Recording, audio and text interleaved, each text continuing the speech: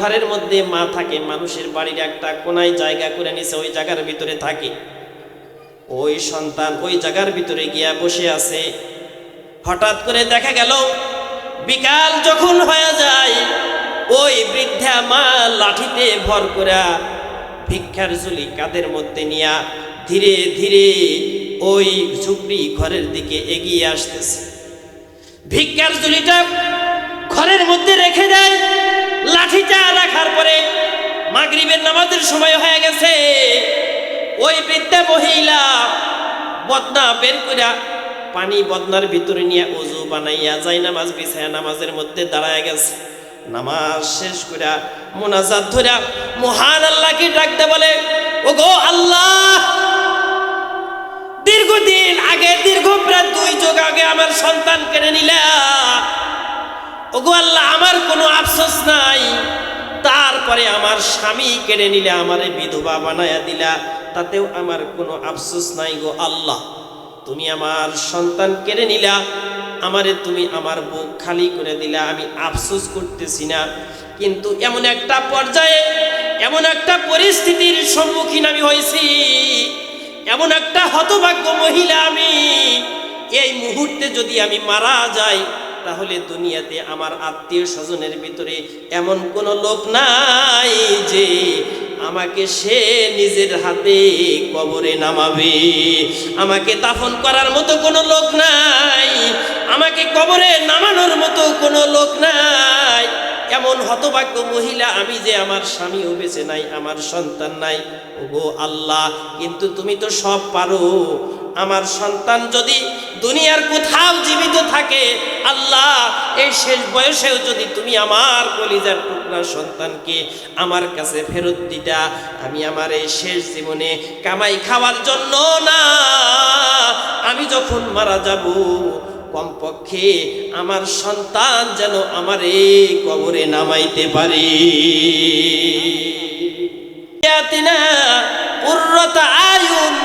ওগো আল্লাহ, এমন সন্তান আপনি আমাদেরকে দান করেন যেই সন্তানটা আমাদের চোখের শীতলতার কারণ হয়ে যায়। মুসলমান ভাইরা আমার, কোন সন্তানের দিকে তাকাইলে কলিজা ঠান্ডা হয়ে যায়, কোন সন্তানের দিকে তাকাইলে চক্ষু শীতল হয়ে যায়? ভরসা সন্তানের কথা আল্লাহ বলে নাই। সুন্দর সুঠাম দেহের অধিকারী সুস্থ সন্তানের কথা আল্লাহ বলে নাই। কোন সন্তানের কথা আল্লাহ বলেছেন? যেই সন্তানের চেহারার দিকে তাকাইলে বাবা মার কলিজাটা ঠান্ডা হয়ে যায়, যেই সন্তানের চেহারার দিকে তাকাইলে বাবা মার চক্ষুটা শীতল হয়ে যায়। মুফাসসিরিনে কেরাম তাফসীরের কিতাবের ভিতরে লিখেছেন, এমন সন্তান মহান আল্লাহর কাছে চাইতে হবে যেই সন্তানকে বাবা মা দ্বীনের শিক্ষা দিয়া তাদেরকে আলেম বানাইছে। আল্লাহু আকবার। মুসলমান ভাইরা আমার, সন্তানদেরকে দ্বীনের শিক্ষা দেন। সন্তানদেরকে দুনিয়ার সব শিক্ষা দিলাম, কিন্তু দ্বীনের শিক্ষা দিলাম না। সন্তানদেরকে খেলোয়াড় চিনাইলাম, সন্তানদেরকে নবী চিনাইলাম না। সন্তানদেরকে নায়ক চিনাইলাম, সন্তানদেরকে আলেম চিনাইলাম না। সন্তানদেরকে শিল্পী চিনাইলাম, সন্তানদেরকে আমরা বুজুর্গ চিনাইলাম না। সন্তানদেরকে ক্লাবে নিয়ে গেলাম, সন্তানদেরকে আমরা মেলায় নিয়ে গেলাম, সন্তানদেরকে আমরা মসজিদে নিলাম না। সন্তানদেরকে সব জায়গায় নিলাম, সন্তানদেরকে দ্বীনী পরিবেশে আমরা নিয়ে গেলাম না। এমন সন্তানের কথা আল্লাহ বলে নাই, ওই সন্তানের কথা মহান আল্লাহ বলেছেন। দুনিয়ার বাবারা রে, এমন সন্তানের জন্য আমি আল্লাহর কাছে দোয়া করো। আল্লাযীনা ইয়াকুলুনা রব্বানা হাব লানা মিন আজওয়াজিনা ওয়া যুররিয়াতিনা কুররাতা আয়ুন। সেই সন্তানের চেহারার দিকে তাকাইলে বাবা মার কলিজা ঠান্ডা হয়। অনেক বাবা মার এমন সন্তান আছে, চেহারাটা সুন্দর, তাদের গঠন অনেক ভালো, কিন্তু ওই সন্তানগুলা নিয়ে বাবা মা অনেক বিপদের মধ্যে থাকে। কথা বলেন ঠিক কিনা? মুসলমান ভাইরা আমার, বোঝা গেল সুন্দর চেহারাওয়ালা সন্তানের কথা মহান আল্লাহ বলে নাই, বরং আদর্শবান সন্তান, যেই সন্তান নবী চেনে, যেই সন্তান ওয়ালি চেনে, যেই সন্তান আল্লাহ চেনে, যেই সন্তান রসুল চেনে, যেই সন্তান কি চেনে, মাদ্রাসা চেনে, যেই সন্তান মসজিদ চেনে, যেই সন্তান আল্লাহর দ্বীন চেনে, যেই সন্তান দুনিয়াতে কিভাবে থাকলে আল্লাহর জান্নাতে যাওয়া যায়, এমন সন্তানের কথা মহান আল্লাহর কাছে যারা চাইবে, এমন সন্তান আল্লাহর কাছে যারা চাইবে, আল্লাহ বলেন ওই পিতামাতার নাম আমি আল্লাহ আমার স্পেশাল বান্দাদের তালিকায় উঠায়া দিব। কিন্তু মুসলমান ভাইরা আমার, এই ধরনের আদর্শবান সন্তান আসমান থেকে এমনি এমনি পড়বে না। এমন সন্তানের জন্য কিছু নিয়ম নীতির দরকার আছে। আর সর্বশেষ মহান আল্লাহর কাছে দোয়া করতে হবে। এই মাইক এরকম ধীরে ধীরে ডাউন হয়ে যাচ্ছে কেন?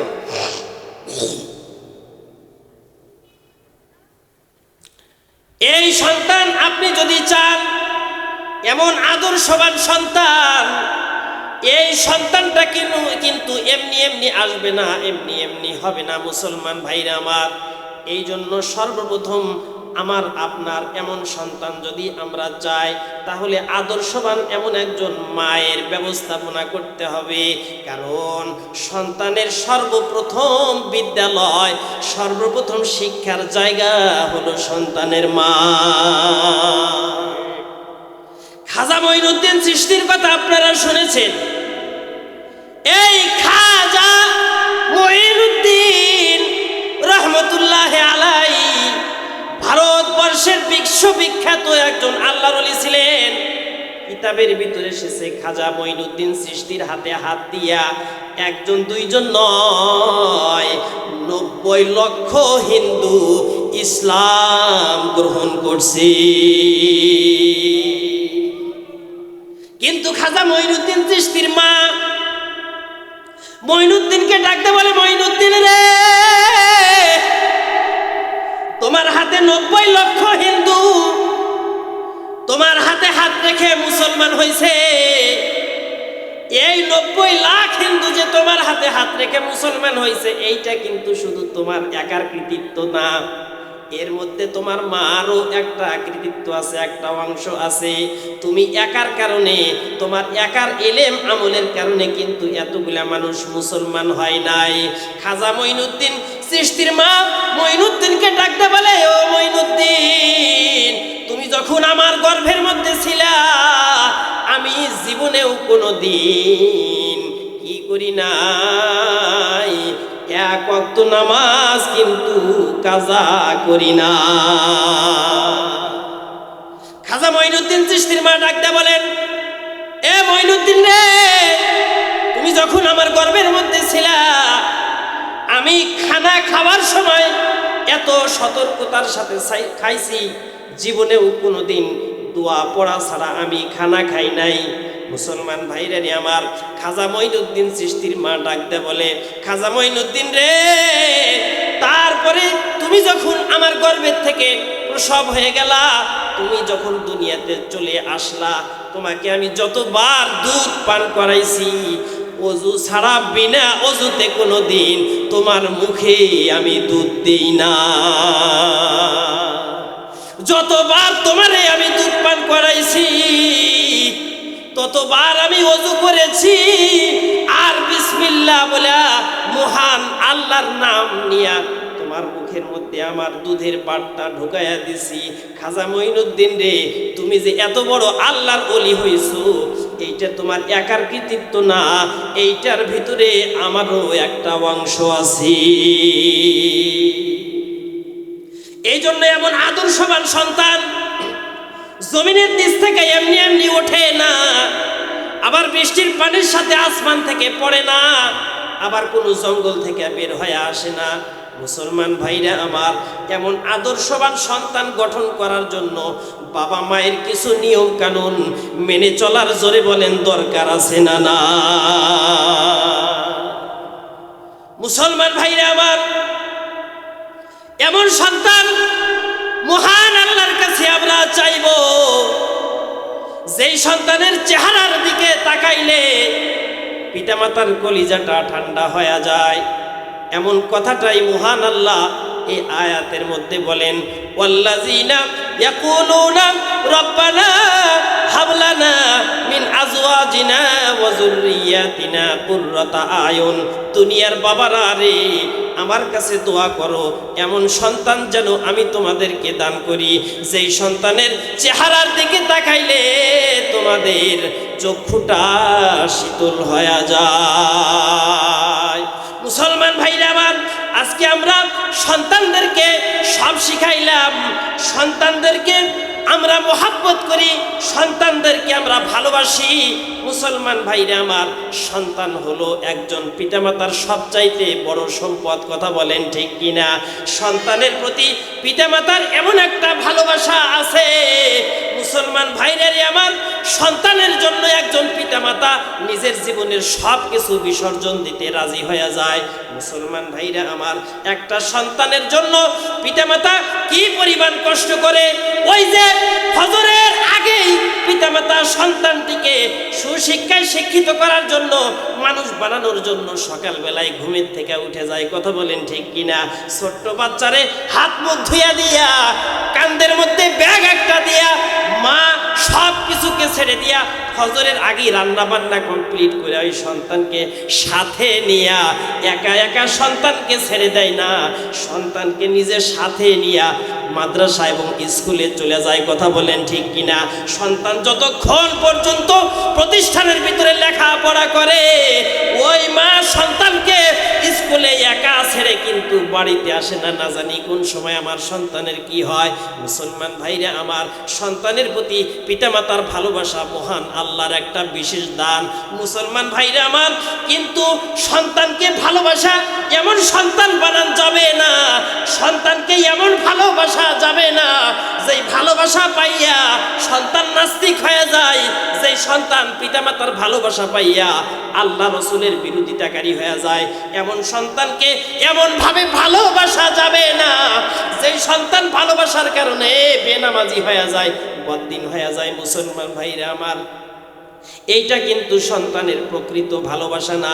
সন্তানের প্রকৃত, যদি সন্তানকে ভালোবাসতে চান, সন্তানকে দ্বীনি শিক্ষায় শিক্ষিত করতে হবে, সন্তানকে আল্লাহ চেনাইতে হবে। মুসলমান ভাইরা আমার, সন্তান কম্পিউটার বানাইতে পারে, বাবা মা কিন্তু খুশিতে উৎফুল্ল হয়ে যায়, কিন্তু ওই সন্তান যে আল্লাহকে চিনে না, ওই সন্তান যে নবীকে চিনে না, ওই সন্তান দিন চেনে না, এর জন্য বাবা মা আফসোস করে না। এই জন্য মুসলমান ভাইরা আমার, সন্তানের প্রতি ভালোবাসা মহান আল্লাহর এমন একটা দান। এই ভালোবাসাটা হলো একমাত্র নিঃস্বার্থ ভালোবাসা। স্বামী স্ত্রীর মধ্যেও ভালোবাসা আছে, তবে এটা নিঃস্বার্থ ভালোবাসা না। সামান্য পরিমাণ যদি স্বার্থের মধ্যে আঘাত লেগে যায়, সংসারটা ভেঙ্গে চুরমার হয়ে যায়, কথা বলেন ঠিক কিনা? বোঝা গেল স্বামী স্ত্রীর ভালোবাসা এইটা নিঃস্বার্থ ভালোবাসা না। কিন্তু মুসলমান ভাইরা আমার, সন্তানের প্রতি বাবা মার ভালোবাসা, এই ভালোবাসার মধ্যে কোনো স্বার্থ নাই। তবে এই দুই ভালোবাসার মধ্যে বাবার চাইতে মায়ের ভালোবাসা আরো শত শত গুণ বেশি, কথা বলেন ঠিক কিনা? বাবা সন্তানকে ত্যায্য পুত্র করে দেয়, কিন্তু মা পিছনের দরজা দিয়া সন্তানকে খাবার খাওয়া। এই জন্য মাসালার কিতাবের ভিতরে আসছে, নবী বলেন, দুনিয়ার বাবারা রে, তোমাদের আগে যদি তোমাদের কোনো সন্তান মারা যায়, তাহলে তোমরা নিজের হাতে সন্তানকে দাফন করবা, নিজের হাতে সন্তানকে কবরে নামাবা। আমার আপনার পয়গম্বর নবী সরকারে তো আলম মুহাম্মাদুর রাসূলুল্লাহ সাল্লাল্লাহু আলাইহি ওয়াসাল্লাম তার সন্তান তার সামনে ইন্তেকাল করেছে। পয়গম্বর নিজের হাতে কবরে নামাইয়া সন্তানগুলোকে দাফন করছে। মহান আল্লাহ বাবাদেরকে বলছে, ও দুনিয়ার বাবারা, তোমাদের সামনে তোমাদের সন্তান যদি মারা যায় তাহলে তোমরা নিজের হাতে সন্তানকে গোসল করাবা, নিজে কবরে নামাবা, নিজে দাফন করবা। কিন্তু মা ওদেরকে বলে নাই, মায়েরা সন্তানের কবরে নামতে পারবে না। মহিলাদের জন্য আল্লাহ তাআলা কবরস্থানে যাওয়া নিষেধ করে দিয়েছে শরীয়তের মধ্যে। মহিলারা কবরস্থানে যাবে না, মহিলারা সন্তানের কবরে নামবে না। কারণ হলো কি? কারণ হলো একটা সন্তানের প্রতি বাবার যেই পরিমাণ ভালোবাসা থাকে তার চাইতে লক্ষ কোটি গুণ বেশি ভালোবাসা আল্লাহ তাআলা মায়ের অন্তরের ভিতরে দিছে। বাবা যদি সন্তানকে নিজের হাতে কবরে নামায়, এই বাবা যদি সন্তানকে নিজের হাতে কবরে নামায়, ওই বাবা কবরের দুই পাশে হাত লাগাইয়া নিজে নিজে কবর থেকে উঠে আসতে পারবে।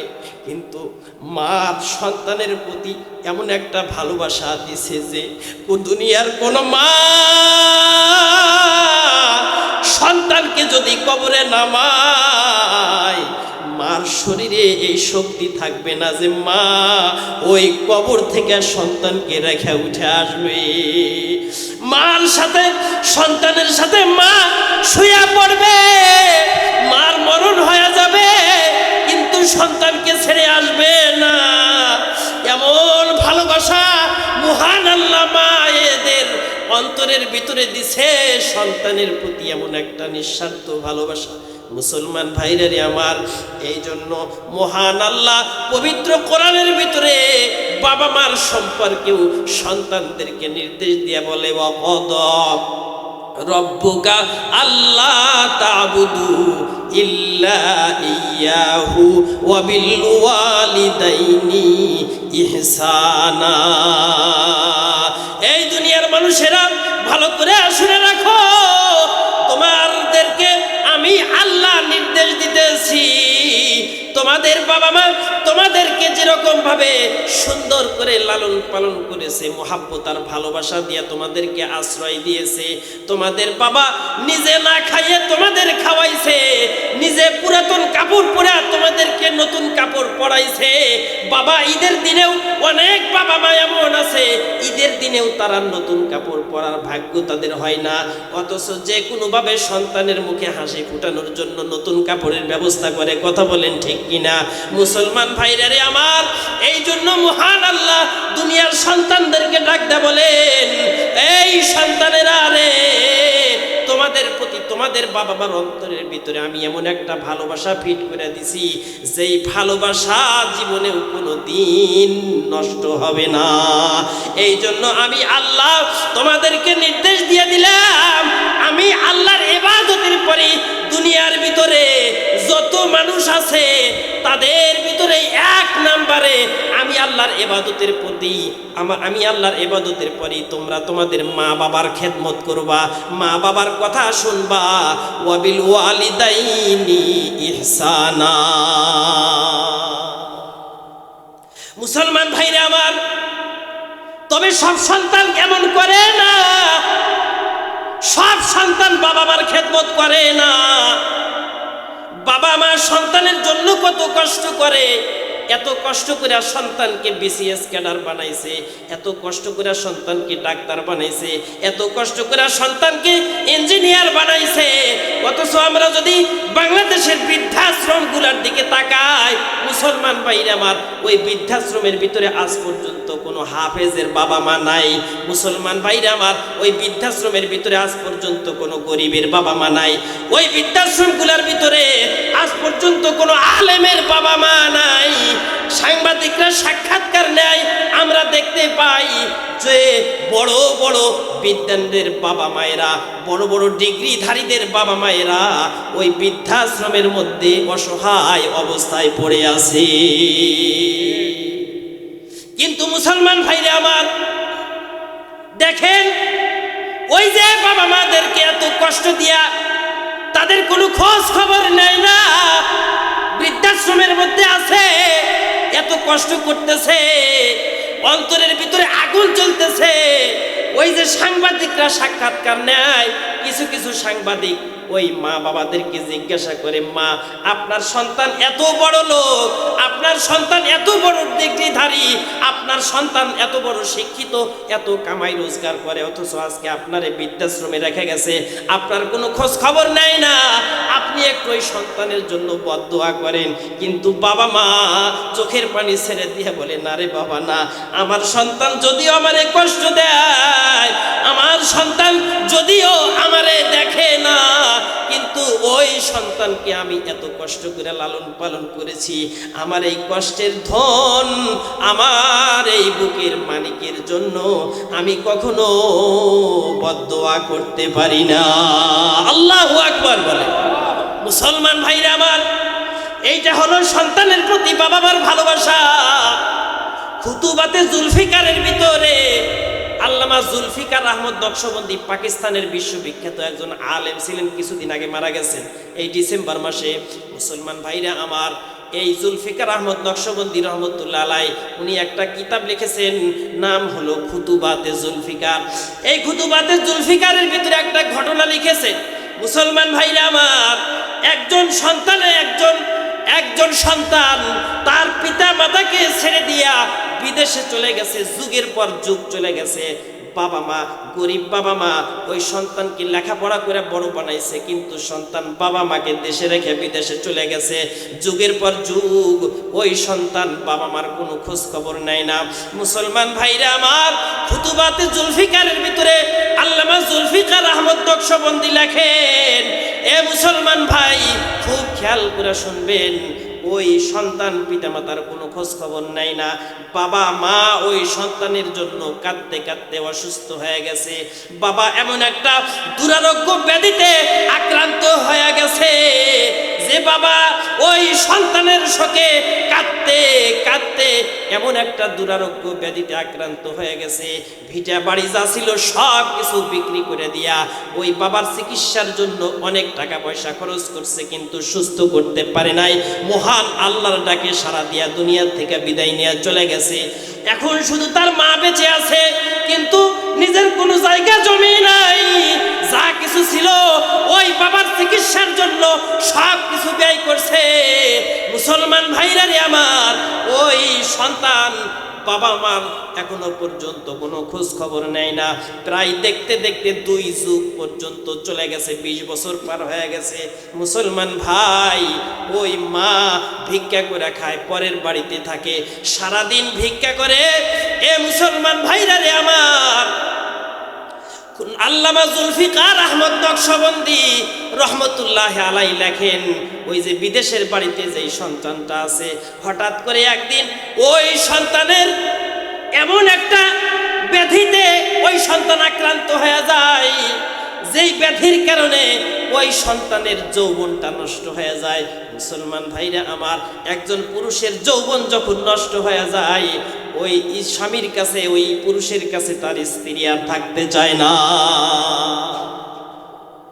মুসলমান ভাইরা আমার, স্ত্রী চলে গেছে, শ্বশুর শাশুড়ি আর তার কোনো খোঁজ খবর নেয় না, বিছানার ভিতরে দীর্ঘদিন যাবৎ পড়ে আছে, বাড়ির থেকে বের করে দিছে। এখন যখন সবাই তার থেকে দূরে চলে গেছে, হঠাৎ করে এখন তার ওই দেশে থাকা দুঃখিনী পিতামাতার কথা মনে পড়ে গেছে।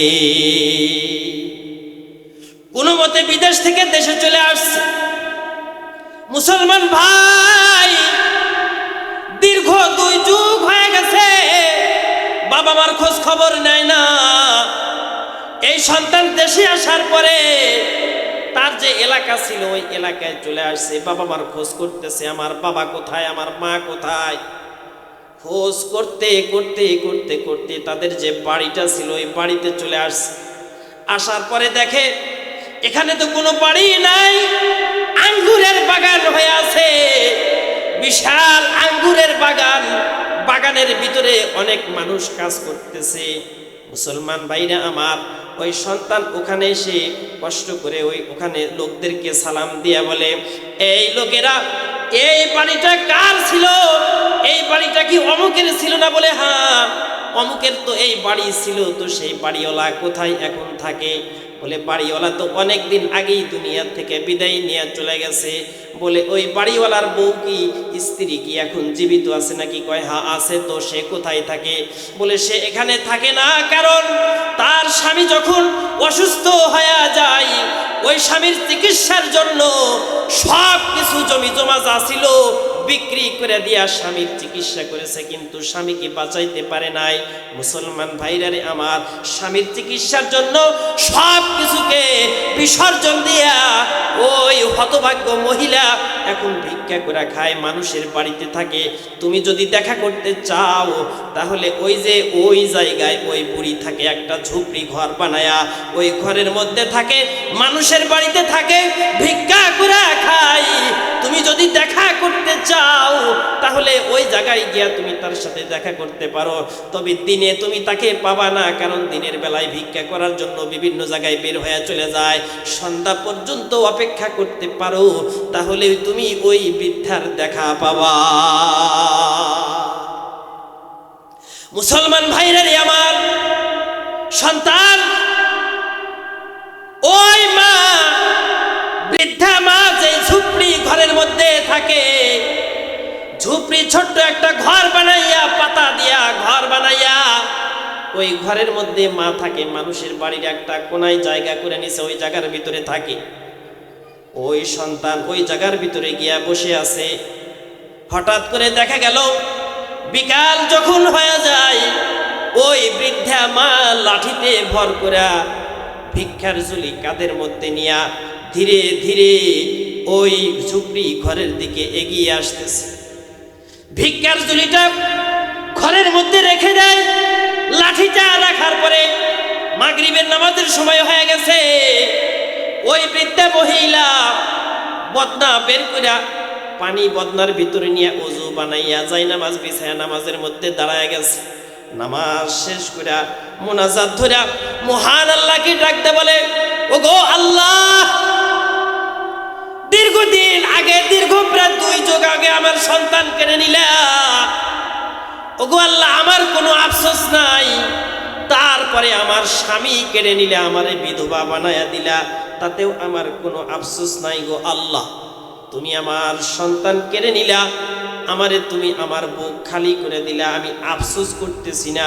কিন্তু এমন একটা পর্যায়ে, এমন একটা পরিস্থিতির সম্মুখীন আমি হয়েছি, এমন একটা হতভাগ্য মহিলা আমি, এই মুহূর্তে যদি আমি মারা যাই তাহলে দুনিয়াতে আমার আত্মীয় স্বজনের ভিতরে এমন কোনো লোক নাই যে আমাকে সে নিজের হাতে কবরে নামাবে।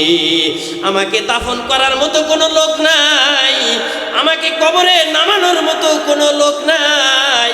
এমন হতভাগ্য মহিলা আমি যে, আমার স্বামীও বেঁচে নাই, আমার সন্তান নাই। ওগো আল্লাহ, কিন্তু তুমি তো সব পারো। আমার সন্তান যদি দুনিয়ার কোথাও জীবিত থাকে, আল্লাহ, এই শেষ বয়সেও যদি তুমি আমার কলিজার টুকরা সন্তানকে আমার কাছে ফেরত দিতা, আমি আমার এই শেষ জীবনে কামাই খাওয়ার জন্য না, আমি যখন মারা যাব কমপক্ষে আমার সন্তান যেন আমার এই কবরে নামাইতে পারে। এই জন্য হলে আমার সন্তানকে তুমি ফেরত দাও। এদিক থেকে সন্তান মার কাছে যাওয়ার সাহস পায় না, নিজেকে বড় অপরাধী ভাবতেছে। হায়রে, যেই মাকে দীর্ঘ 2 যুগ যাবৎ কষ্টে রেখেছিলাম, ওই মা এখনো আমাকে বলে নাই, আমার জন্য আল্লাহর কাছে দোয়া করে। আর এই মাকে আমি কষ্ট দিয়েছি। হায়রে, বাবার খোঁজ খবর নেই নাই, বাবা দুনিয়া থেকে বিদায় নিয়ে চলে গেছে, আমার মা এখন ভিক্ষা করে খায়, তারপরেও আমার প্রতি আমার মায়ের কোনো অভিযোগ নাই। মুসলমান ভাইরা রে আমার মা এখনো আমারে ভুলে নাই, আমার কথা বলা আল্লাহর কাছে দোয়া করে। হায়রে, আমি কত বড় অপরাধী হয়ে গেছে। এবার আর সন্তান নিজেকে কন্ট্রোল করতে পারে নাই, দরজাটা খুলে ডাক দে বলে, মা, ও গো মা, আর তুমি কান্দো না, এই যে দেখো তোমার সন্তান এসেছে, মা তুমি আমারে মাফ করে দাও মা, আমি বড় অন্যায় করেছি, বড় ভুল করেছি, আমি তোমারে কষ্ট দিয়েছি, তোমার কোনো খোঁজ খবর নেই নাই। ও গো মা, আমি তোমার হক আদায় করতে পারি নাই রে মা, তুমি যদি মাফ না করো মহান আল্লাহ কিন্তু আমারে মাফ করবে না গো মা, তুমি আমারে মাফ করে দাও।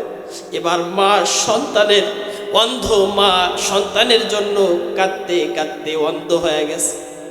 এবার সন্তানকে মা দেখে না, কিন্তু হাত দিয়া স্পর্শ করে করে সন্তানের মুহাব্বতের মজা নেয়, আর বলে, আয় বাবা আমার বুকে আয় বাবা, তোর জন্য জীবনেও আমি কোনোদিন আল্লাহর কাছে বদদোয়া করি নাই, তোরে আমি কত কষ্ট করে মানুষ বানাইছিলাম রে বাবা, আমি মা হইয়া তোর জন্য কি বদদোয়া করতে পারি?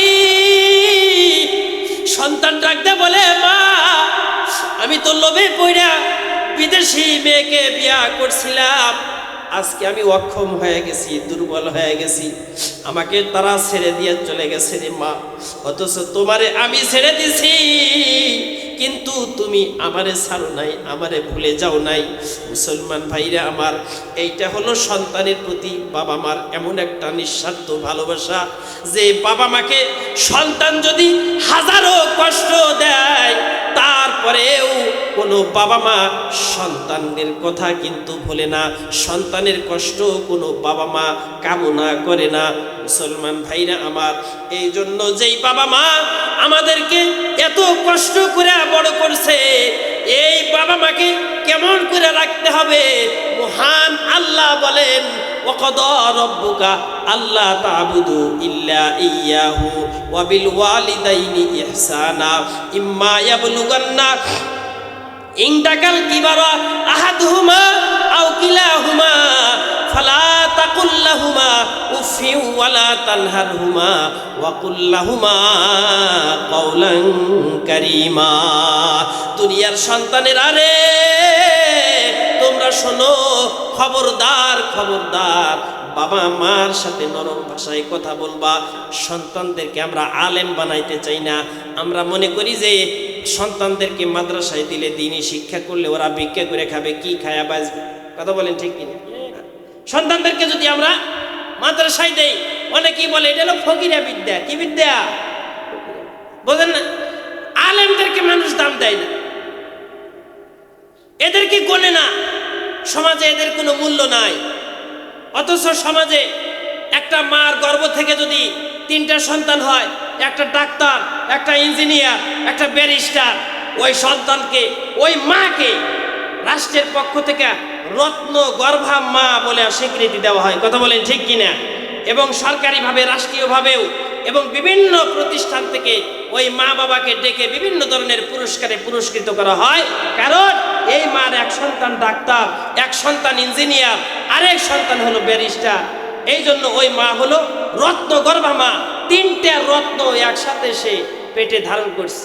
অথচ কোনো মায়ের যদি এই ধরনের 3টা সন্তান থাকে, একজন মুফতি, একজন মুহাদ্দিস, একজন মুফাসসির, তাহলে অগরে সমাজের মধ্যে কোনো দাম নাই। কথা বলেন ঠিক কিনা? সন্তান যদি এসএসসি পরীক্ষা দিয়ে পাশ করে, 2 মণ মিষ্টি কিনে নিয়ে মসজিদে হুজুরেক দিয়া দোয়া করায় না, এবং খুব খুশি, যার সাথে দেখা হয়, চাচা দোয়া করেন আমার ছেলেবার এসএসসি পরীক্ষায় গোল্ডেন জিপিএ 5 পাইছে। কথা বলেন ঠিক কিনা? কিন্তু সন্তান যদি মুফতি হয়, বুঝলেন না, সন্তান যদি মুফতি হয়, তারপরেও কোনো বাবা মা কি করে না, এত খুশি। এটা আমাদের সমাজে প্রচলিত নাই। একজন সন্তান ডাক্তার হলে, ইঞ্জিনিয়ার হলে, ব্যারিস্টার হলে যেরকম বাবা মা খুশি হয়, আলেম হলে, মুফতি হলে, মুহাদ্দিস হলে ওই রকম খুশি হয় না। এলেমের দাম নাই, এলেমের কদর নাই। মুসলমান ভাইরা আমার, এই জন্য সন্তানদেরকে তরবিয়ত দিতে হবে, আদর্শ সন্তান গঠন করতে হবে। সন্তান যেন চাঁদাবাজ না হয়, সন্তান যেন দুর্নীতিবাজ না হয়, সন্তান যেন নাস্তিক মুরতাদ না হয়ে যায়। সন্তানদের প্রতি খেয়াল রাখতে হবে, আদর্শ বাবা হতে হবে, আদর্শ মা হতে হবে। মুসলমান ভাইরা আমার, হযরত লোকমান আলাইহিস সালাতু ওয়াস সালাম আল্লাহ তাআলার একজন বহুত বড় ওলি ছিলেন। ওই লোকমান আলাইহিস সালাতু ওয়াস সালামের নামে কোরআনের ভিতরে একটা সূরা আল্লাহ তাআলা নাজিল করেছে। উনি যেমন আল্লাহর ওলি ছিলেন, উনি আরেক দিক দিয়ে আদর্শ একজন পিতাও ছিলেন। সুবহানাল্লাহ বলেন।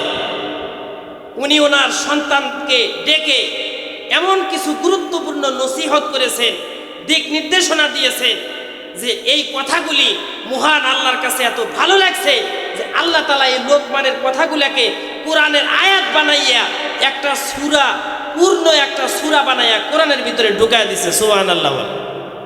হযরত লোকমান আলাইহিস সালাতু ওয়াস সালামের এই কথাগুলা, যে লোকমান তার সন্তানদেরকে যে নসিহতগুলো করেছিলেন, এই কথাগুলো যদি দুনিয়ার কোনো বাবা মা তাদের সন্তানকেও বলে এবং এই কথাগুলো যদি দুনিয়ার সন্তানেরা যদি মেনে চলে, তাহলে ওই বাবা মাও আদর্শ বাবা মা হবে এবং ওই সন্তানও দুনিয়ার বুকে একজন আদর্শ সন্তান হিসাবে প্রতিষ্ঠিত হবে। কথা বলেন ঠিক কিনা? মুসলমান ভাইরা আমার, হযরত লোকমান আলাইহিস সালাতু ওয়াস সালাম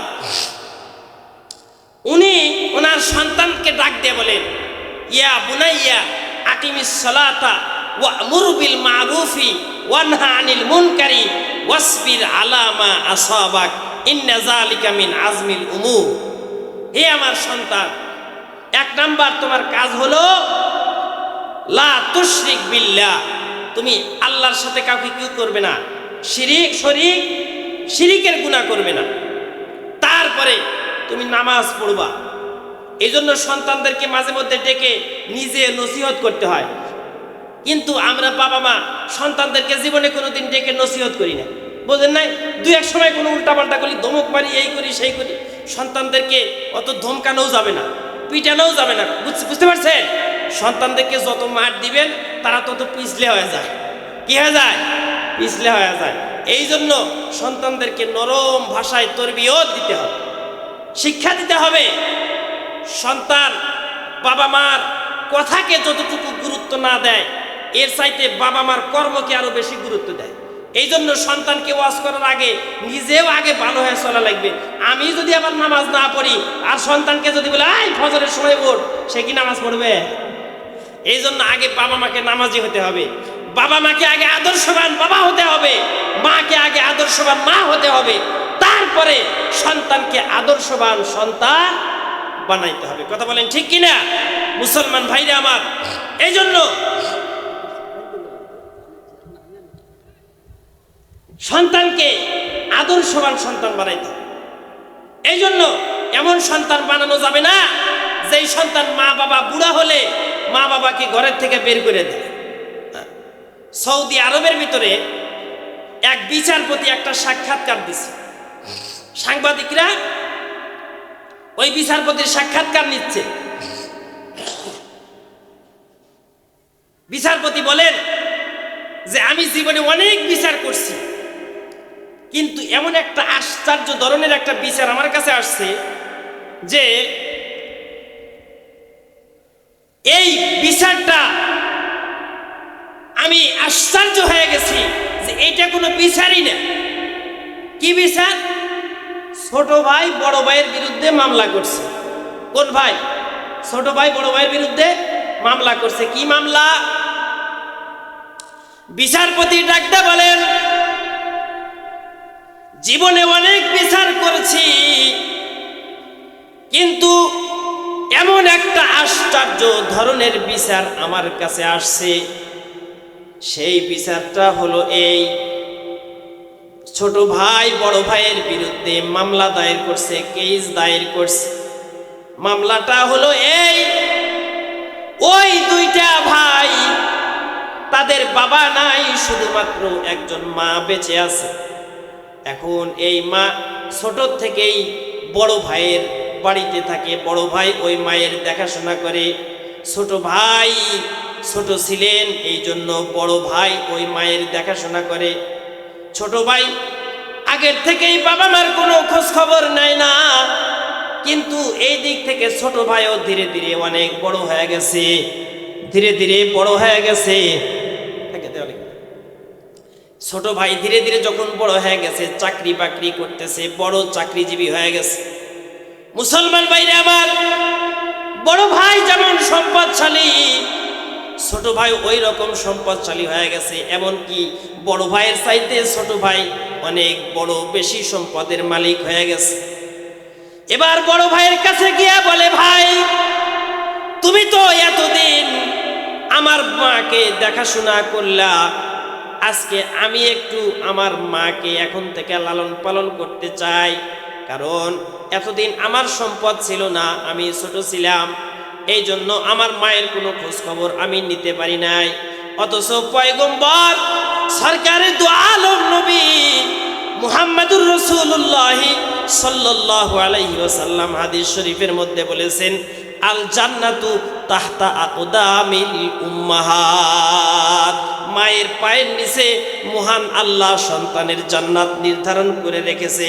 মুসলমান ভাইরা রে আমার, ছোট ভাই বড় ভাইকে ডাক দেয়, বলে ভাই তুমি তো এতদিন মার খেদমত কইরা মায়ের পায়ের নিচে যেই জান্নাতটা আমাদের জন্য মহান আল্লাহ রাখছে, ওই জান্নাতের মালিকানা তো তুমি অর্জন করে নিছো, এখন আমারেও একটু সুযোগ দাও, আমি যেন আমি আমার মায়ের খেদমত কইরা আমিও আমার মায়ের পায়ের নিচে নির্ধারিত জান্নাতের মালিক হতে পারি। বলেন না সুবহানাল্লাহ।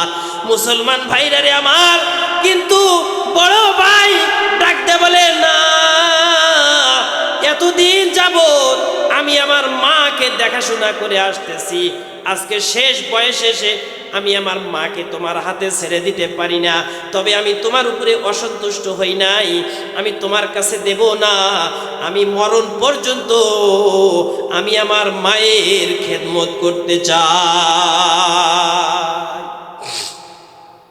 বড় ভাই যখন ছোট ভাইয়ের আবদার রক্ষা করে নাই, এবার ছোট ভাই আদালতের আশ্রয় নিছে, কোর্টের মধ্যে গিয়া মামলা দায়ের করছে বড় ভাইয়ের বিরুদ্ধে। আদালতকে ডাকতে বলে, মাননীয় আদালত, আমার বড় ভাই একা একাই শুধু আমার মায়ের খেদমত করে, আমার এই খেদমতের সুযোগ দেয় না।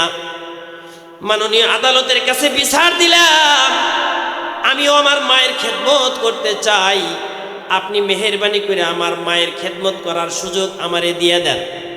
মাননীয় আদালত ওই বিচারপতি ডাক দেয়া বলেন, আমি যখন ওই দুই ভাইকে আদালতের মধ্যে ডাকলাম, ওই বৃদ্ধা মাকেও সাথে ডাকলাম, আমি বড় ভাইকে বললাম, এই বড় ভাই তুমি তো এতদিন তোমার মাকে লালন পালন করেছো, এখন ছোট ভাইকে একটু খেদমতের সুযোগ দিয়ে দাও।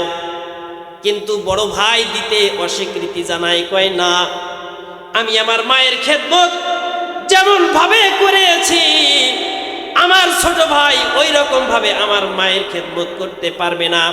আমার মায়ের কোন সময় কোন ওষুধ লাগে আমার ছোট ভাই ওইটা মনে রাখতে পারবে না, বুঝতে পারবে না, ও আমার মাকে কষ্ট দিবে, আমার মায়ের খেদমত ভালোভাবে করতে পারবে না। এই জন্য মাননীয় আদালত, আপনার কাছে আবেদন হলো, আমার কাছ থেকে আমার মাকে আপনি নিয়ে যাবেন না।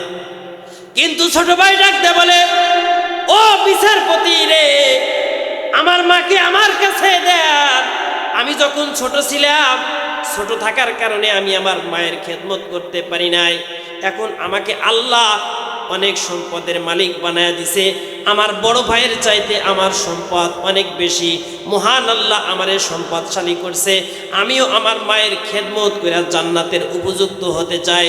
কিন্তু মুসলমান ভাইরা রে আমার, দুই ভাই কেউ কাউকে ছাড় দিতে রাজি না। এবার বিচারপতি ওই মাকে ডাকতে বলে, মা আপনি বলেন তো, আপনি যে সন্তানের কাছে যাবেন, আমি বিচারপতি ওই সন্তানের ব্যাপারে ফয়সালা দিয়ে দেব। কিন্তু মা তো মাই, একবার বড় সন্তানের দিকে তাকায়, বড় সন্তান ডাক দিয়া বলে, মা আমি দীর্ঘদিন যাবৎ তোমারে লালন পালন করে আসতেছি, তুমি আমারে ছেড়ে যাবা না। আবার ছোট সন্তানের দিকে তাকায়, ছোট সন্তান বলে, মা তুমিও আমারে একটু খেদমতের সুযোগ দাও। একা একা বড় ভাইরে জান্নাত দিও না। আমাকে কি তোমার জান্নাতে নিতে মন চায় না মা? তুমিও আমার একটু তোমার খেদমত করার সুযোগ দাও, আমি যেন তোমার পায়ের নিচের জান্নাতের উপযুক্ত হতে পারি। মা তুমি আমারে বঞ্চিত করো না। কিন্তু মা কোনো সিদ্ধান্ত দিতে পারে না, বড় ভাইয়ের কথাও বলতে পারে না, ছোট ভাইয়ের কথাও বলতে পারে না, কারণ মায়ের কাছে সকল সন্তান সমান। এই জন্য বিচারপতি ফয়সালা দিয়ে দিলেন, এই বড় ভাই শোনো, তুমি তো দীর্ঘদিন যাবৎ তোমার মায়ের খেদমত করেছো, আজকে ছোট ভাই তোমার মায়ের খেদমত করতে চায়, তুমি একটু তোমার মায়ের খেদমত করার সুযোগ দাও ছোট ভাইকে। তবে এই ছোট ভাই, তোমাকেও আমি বলে দিলাম, বড় ভাই যদি কখনো আবার তোমার কাছে যায়, তোমার মাকে চায়, খবরদার খবরদার বড় ভাইকে খালি হাতে ফেরত দিবা না। নিজে কাঁধে করে, নিজে কোলে করে তোমার মাকে বড় ভাইয়ের বাড়িতে পৌঁছায়া দিবা। আমি ফয়সালা দিয়া দিলাম, আজকের থেকে এই মা ছোট ভাইয়ের বাসায় থাকবে। তবে বড় ভাই যদি কখনো ওই মায়ের দায়িত্ব নিতে চায়, তাহলে বড় ভাইয়ের কাছে ওই ছোট ভাই নিজে মাকে দিয়ে আসবে। এই জন্য সন্তানদেরকে এমনভাবে গঠন করতে হবে, সন্তানদেরকে এমনভাবে গড়ে তুলতে হবে, সন্তানরা যেন ভাত কাপড় না দেওয়ার জন্য মামলা না করে। মুসলমান ভাইরা আমার, সন্তানরা যেন ভাত কাপড় দেওয়ার জন্য আদালতে মামলা করে। কথা বলেন ঠিক কিনা? কিন্তু দুনিয়ার সন্তানেরা এমন হয়ে গেছে, বিয়া যখন করে বাবা মাকে ছেড়ে, সব কিছুকে ছেড়ে, যেই বাবা মা এত কষ্ট করে একসাথে 10-15টা সন্তান লালন পালন করেছে, 10-12টা 6-7টা সন্তানকে লালন পালন করে, সব সন্তানকে এত কষ্ট করে বড় করছে, সুশিক্ষায় শিক্ষিত করেছে, বড় বড় চাকরির ব্যবস্থা করে দিছে। আর আজকে ওই 6-7-10-12 জন সন্তান মিলা একটা বাবা মাকে লালন পালন করতে পারে না। কথা বলেন ঠিক কিনা? এই জন্য এমন সন্তান বানানো যাবে না। ওই সন্তানের কথায় আল্লাহ বলছে, দুনিয়ার মানুষেরা রে, আমার স্পেশাল বান্দাদের তালিকায় যদি তোমাদের নাম লেখাইতে চাও, তাহলে এমন সন্তানের জন্য আমি আল্লাহর কাছে দোয়া করো। কারণ সন্তান নিজে বানানো যায় না, আমি আল্লাহর কাছে দোয়া করবা, আমি তোমাদেরকে এমন সন্তান দান করব। আল্লাহ বলেন, ওয়াল্লাযিনা ইয়াকুলুনা রাব্বানা হাব লানা মিন আজওয়াজিনা ওয়া যুররিয়াতিনা কুররাতা আয়ুন ওয়াজআলনা লিল মুত্তাকিনা ইমামা। মুসলমান ভাইরা আমার, মহান আল্লাহ ডাকতে বলেন, দুনিয়ার মানুষেরা রে, আমার কাছে এমন সন্তান চাও যেই সন্তানের চেহারার দিকে তাকাইলে পিতামাতার কলিজাটা ঠান্ডা হয়ে যায়, যেই সন্তানের চেহারার দিকে তাকাইলে পিতামাতার চক্ষুটা শীতল হয়ে যায়, এমন চক্ষু শীতলকারী সন্তান তোমরা আমার কাছে চাও।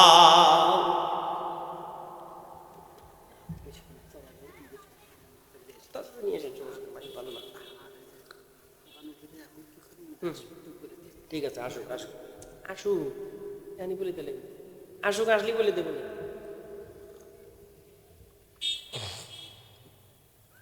মুসলমান ভাইরা রে আমার, এই জন্য বাবা মার খেদমতটা অনেক বড় কাজ। ওয়াইস করণীর নাম আপনারা শুনেছেন। নবীর যুগের মানুষ কিন্তু নবীর সাথে দেখা করে নাই, নবীর কাছে চিঠি লিখছে ওয়াইস করণী। ওয়াইস করণী নবীর কাছে চিঠি লিখছে, ওগো পয়গম্বর, আমি আপনার সাথে দেখা করতে চাই, কিন্তু আমার ঘরে একটা বৃদ্ধা মা আছে, মার কারণে আমি দেখা করতে যেতে পারতেছি না, কারণ আমার মায়ের আর কোনো সন্তান নাই, আমার এই অসুস্থ মাকে দেখাশোনা করার মতো আর কেউ নাই। নবীর কাছে নবীর সাহাবী হওয়ার জন্য দরখাস্ত করেছে, কিন্তু পয়গম্বর বলেন, না না, আমার কাছে আসার দরকার নাই, আমার সাহাবী হওয়ার দরকার নাই, মায়ের খেদমত করো,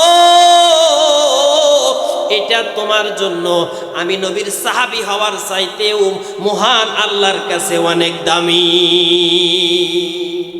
নবীর সাহাবী যদি হয় সরাসরি মৃত্যুর সাথে সাথে আল্লাহর জান্নাতে চলে যাবে, কিন্তু এমন সুযোগ পাওয়া সত্ত্বেও ওয়াইস করনি, নবীর সাক্ষাতে যায় নাই, নবী মানা করছে না, আমার সাহাবী হওয়ার দরকার নাই, তুমি তোমার মায়ের খেদমত করো, এই জন্য ওয়াইস করনি।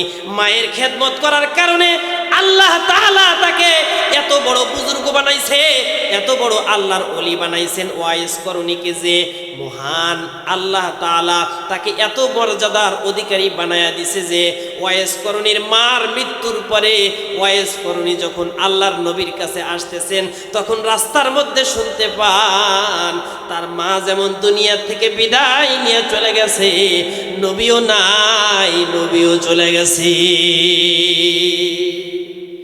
এদিক থেকে পয়গম্বর সরকারে দু আলম নবী মুহাম্মাদুর রাসূলুল্লাহ সাল্লাল্লাহু আলাইহি ওয়াসাল্লাম হযরত ওমর ইবনুল খাত্তাব রাদিয়াল্লাহু তাআলা আনহুকে নিজের গায়ের জামা নবী হযরত ওমরের কাছে দিয়ে ওসিয়ত করে গেছে, ওমর রে, আমার মৃত্যুর পরে অমুক শহরে, করণ শহরের ভিতরে আমার একজন মুহাব্বতের একজন আশেক আছে, নাম হলো তার ওয়াইস, তুমি তার কাছে যাবা, তার সাথে যদি কোনোদিন সাক্ষাৎ হয় আমি নবীর এই জুব্বা মুবারকটা তাকে হাদিয়া দিয়া দিবা এবং তুমি নিজে তার জন্য দোয়া করাইয়া নিবা। কারণ ওয়াইস করনি মায়ের খেদমত করে এমন একটা পর্যায়ে পৌঁছে গেছে, ওয়াইস করনি মা বাবার খেদমত করে এমন একটা পর্যায়ে চলে গেছে যে সে যে দোয়া করে মহান আল্লাহ তার দোয়া সঙ্গে সঙ্গে কবুল করে নেয়। মায়ের খেদমত করার কারণে ওয়াইস করনি মুস্তাজাবুদ দাওয়াত ওলি হয়ে গেছে। মুস্তাজাবুদ দাওয়াত ওই সমস্ত ব্যক্তিদেরকে বলা হয় যারা আল্লাহর কাছে দোয়া করলে আল্লাহ তাদের দোয়া ফেরত দেন না। এমন পর্যায়ের ওলি হলেন ওয়াইস করনি। হযরত ওমরের মতো সাহাবীকে পয়গম্বর বলেন, ওমর রে, তোমার সাথে যদি ওয়াইস করনির সাক্ষাৎ হয়, তুমি তার নিজের জন্য তার থেকে দোয়া নিবা এবং আমার পুরা উম্মতের জন্য তার থেকে দোয়া নিবা। এই যে এত বড় মর্যাদার অধিকারী হয়েছে, জোরে বলেন কিসের কারণে? মায়ের খেদমতের কারণে, মা বাবার খেদমতের কারণে আল্লাহ তাআলা ওয়াইস করনিকে এত বড় বুজুর্গ বানাইছে। এই জন্য মুসলমান ভাইরা আমার, বুখারী শরীফের ভিতরে একটা হাদিস আসছে, এই হাদিসের শিরোনাম হলো হাদিসুল গার, গুহার হাদিস। ওই হাদিসের ভিতরে পয়গম্বর বলেন, বনি ইসরাইলের জামানায় তিনজন যুবক ব্যক্তি কোনো এক সফরে বের হয়েছে। সফরে বের হওয়ার পরে ঝড় শুরু হয়ে গেছে। এই ঝড়ের কবল থেকে বাঁচার জন্যে ওই তিনজন যুবক একটা পাহাড়ের গুহার মধ্যে আশ্রয় নিছে।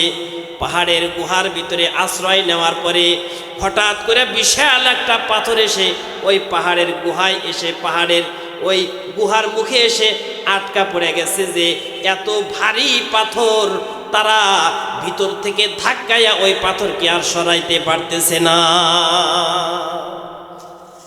বিশাল বড় একটা পাথর পাহাড়ের গুহায় এসে আটকে গেছে। এখন তারা তো ভিতরে অনেক ধাক্কা ধাক্কি করছে, কিন্তু এই পাথর এখান থেকে সরাইতে পারতেছে না। অনেক চেষ্টা করছে, শেষ পর্যন্ত তারা মনে মনে সিদ্ধান্ত নিল যে কি করা যায়। তিনজনে পরামর্শে বসলো কি করা যায়। তো পরামর্শের সিদ্ধান্ত হলো যে আমরা আমাদের জীবনের সবচেয়ে, যার যার জীবনের যে ভালো কাজ আছে, এই ভালো কাজের উসিলা দিয়ে আল্লাহর কাছে দোয়া করি, হতে পারে আল্লাহ তাআলা এই ভালো কাজের উসিলা আমাদেরকে মাফ করে দিবে এবং এই গুহার মুখ থেকে পাথরটাকে সরায়া দিবে। কথা যা কাজও তাই, দোয়া শুরু করে দিছে। তিন যুবকের একজন ডাক দিয়ে বলে, ওগো আল্লাহ, আমি আমার জীবনে তেমন করতে পারি নাই রে আল্লাহ। তবে একটা ভালো কাজের কথা আমার মনে আছে। আমি আমার চাচাতো বোনকে ভালোবাসতাম, আমি আমার চাচাতো বোনের প্রতি আকৃষ্ট ছিলাম, আমি তাকে কুপ্রস্তাব দিয়েছিলাম। সে আমার কাছে অনেক টাকা দাবি করেছিল যে এত টাকা যদি দিতে পারো তাহলে তোমার কুপ্রস্তাবে আমি রাজি হয়ে যাব। মুসলমান ভাইরা আমার, যুবক বলে, ওগো আল্লাহ, আমি আমার চাচাতো বোনের সাথে অপকর্ম করার জন্য অনেক কষ্ট করে ওই পরিমাণ টাকা আমি জোগাড় করে যখন আমি আমার চাচাতো বোনের কাছে গেলাম, আমি যখন তার রানের উপরে উঠে বসলাম, তখন আমার চাচাতো বোন আমাকে ডাক দেয়, বলে, ইত্তাকিল্লাহ ইত্তাকিল্লাহ। এ যুবক, তোমার কি আল্লাহর ভয় নাই? তুমি কি তোমার অন্তরের ভিতরে কি মহান আল্লাহর ভয় নাই? এই সময় যদিও দুনিয়ার কোনো মানুষ দেখতেছে না, হাসরের ময়দানে কিন্তু মহান আল্লাহ এই সবগুলা প্রকাশ করে দিবে। এই জন্য আল্লাহকে ভয় করো। আমার চাচাতো বোন যখন আমারে ইত্তাকিল্লাহ বলে আল্লাহর ভয়ের কথা স্মরণ করায়া দিছে, আমি একমাত্র সেই মহান আল্লাহর ভয়ে আমি ওই অপকর্ম থেকে বিরত থেকেছি, আমি অপকর্মের মধ্যে লিপ্ত হই নাই। ওগো আল্লাহ, আমার এই কাজটা যদি তোমার কাছে পছন্দনীয় হয়, তোমার কাছে ভালো লেগে থাকে, তাহলে এই কাজের উসিলায় আমাদেরকে মাফ করে দাও এবং গুহার মুখের থেকে পাথরটাকে সরায়া দাও। এই দোয়াটা যখন করছে, দোয়া করার সাথে সাথে ওই গুহার মুখের থেকে পাথরটা সামান্য সরে গেছে, কিন্তু এখনো পর্যন্ত বের হওয়ার মতো জায়গা বের হয় নাই। সুবহানাল্লাহ বলেন। মুসলমান ভাইরা আমার, আরেকজন যুবক ডাক দিয়া